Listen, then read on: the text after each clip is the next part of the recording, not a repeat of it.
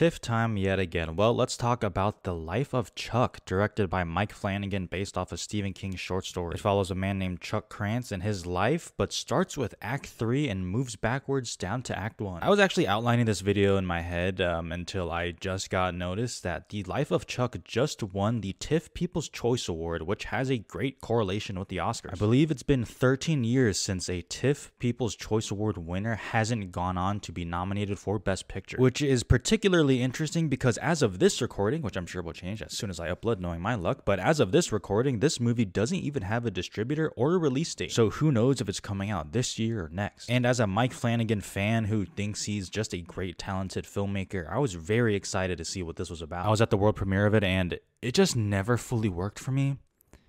Why am I like this, man? I want to enjoy things. This in particular kind of makes me sad that I didn't like it because I was so excited and I root for Mike Flanagan genuinely. And it was kind of funny because after the movie ended, I thought to myself like, oh, dang, like that really didn't work for me.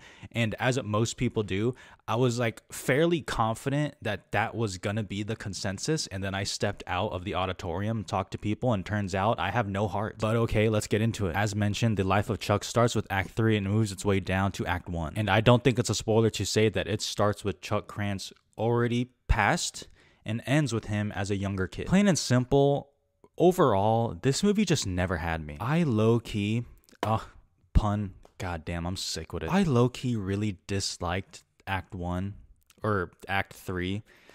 This is going to be confusing. The beginning of the movie, I just did not care for at all. That section follows Chiwetel Ejiofor and Karen Gillan, the former who's a school teacher and the latter who works at the hospital. And it starts off basically saying the world is ending. There's a bunch of natural disasters happening. Their technology is going out. TVs don't work anymore. The news stations are gone. Stuff like that. But while they might be scrolling through the TV, trying to find some news on what's happening and nothing's working, the only thing that does work are like almost like these ads thanking Chuck Krantz for his service in his life. And it leaves them wondering like, who is this dude? Like, why have I never heard of him? Why is he literally everywhere? And again, I don't want to give anything major away, but they just sit down, have a conversation as the stars up in the sky just kind of fade away. And since there's like no trailer, I didn't read the Stephen King short story or anything like that. I had no idea what was to come. As soon as that beginning section ended, I kind of figured where this was gonna go. How since we're moving backwards in time, it's gonna show how these characters who don't even know who Chuck Krantz is have definitely interacted with Chuck sometime in his life prior. And how when I eventually see that Chuck interacts with them, it's going to be like the Leonardo DiCaprio meme where I'm pointing at the screen. Now, that is not a problem, okay? That's not what I'm trying to say. That's not a problem. But the first act really does nothing for me. In fact, talking to some people afterwards who loved the movie, even kind of said, unprompted, they were like, yeah, the first act, Act 3, the beginning, goddammit, it's not even necessary and it feels like the weakest part of the movie. But okay, let's just say that's me. That's a personal thing. Sure, why not? Let's move on to Act 2. This is where my guy Tom Hiddleston enters the movie. And it was very good to see him because Act 2 is the strongest part of the film for me. I'm not going to spend too much time on this, but there is an incredible dance sequence. And I have no notes. It's great. It's energetic. It's fun. I mean, you can only imagine what the audience was like at that premiere. They were eating it up. And it does have a nice look on life and why he stopped to dance in the first place and enjoying those little moments that you have in your life. And I was on board for it, but I needed it to stick the landing. And then we get to Act 1 with the young Chuck Krantz. And this is where I guess I just differ from people who saw it. There will be these moments in the second act where it'll kind of quickly flash back to something like, for example, maybe he's about to do a little dance move and then it'll flash back to some older woman doing the same dance move. And then the Act 1 or the last act of the movie will kind of explain that. It'll explain his love of dancing. It'll explain his relationship with his parental figures.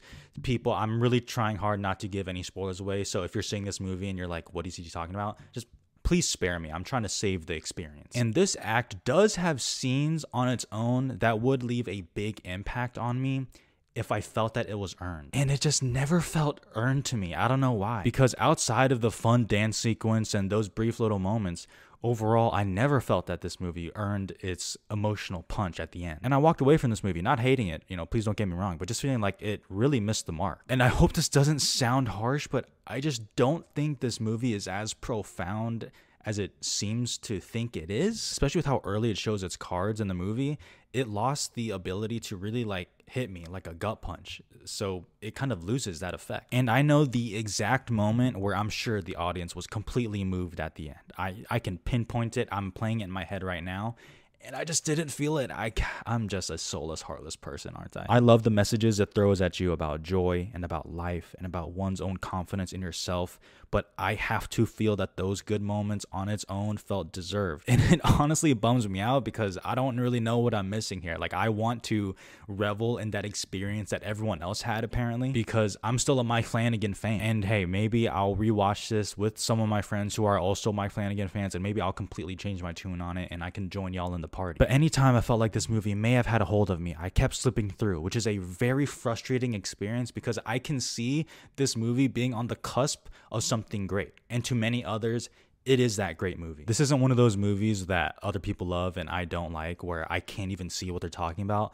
I can genuinely see what people like about this movie. I love what it reaches for. I love its message. And if it hits you, then yeah, of course you're going to love it. But it just never happened for me.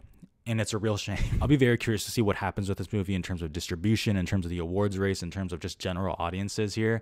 And I hope you all love it. But yeah, this just didn't work for me. The Life of Chuck, 2.5 stars. Love you, Mike Flanagan. Okay, love you though. I'm a fan. I can't wait for your Exorcist movie. Goddamn, I can't wait.